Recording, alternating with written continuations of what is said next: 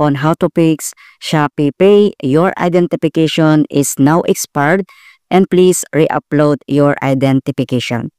Kung paano ba natin yan ayusin and mag-re-upload? So una, ang next step natin gagawin ay kailangan mo lang mag-login ang iyong Shopee account dito sa ating Shopee applications and then open lang natin yan. And next step dito lang sa ating Shopee homepage and then makikita mo dito yung ating My Wallet. And next step ay kailangan mo lang itap tong Shopee Pay, so click mo lang yan.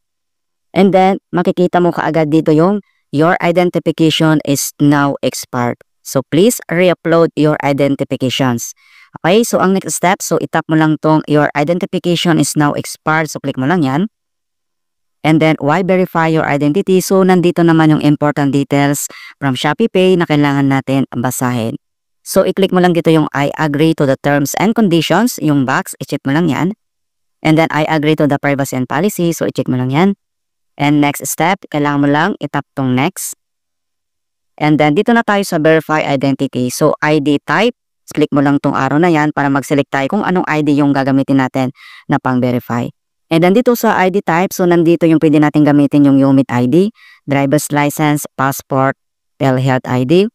So ang next step ay gagamitin natin yung passport. So i-click mo lang yan. And then i-click mo lang dito yung take a photo.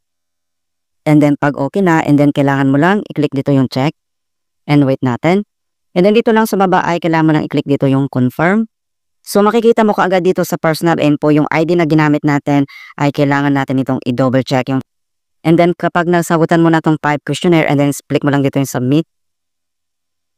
And then poll address, so tap mo lang yan. And once na fill out mo na dito sa poll address, okay? And then i-click mo lang dito yung confirm.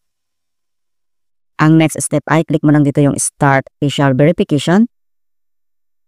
Okay na tayo dito sa verify identity, personal info, and check info. So, i-double check mo lang yung ID card na ginamit natin. So, click mo lang dito yung confirm. Ayan. So, information submitted. We are verifying your ID. And after a few hours, so, may naka-receive tayo ng notification from Shopee na na-approve na rin ang identity verification natin. So, open lang natin yung message na identity verifications success. Congratulations. Your identity has been verified.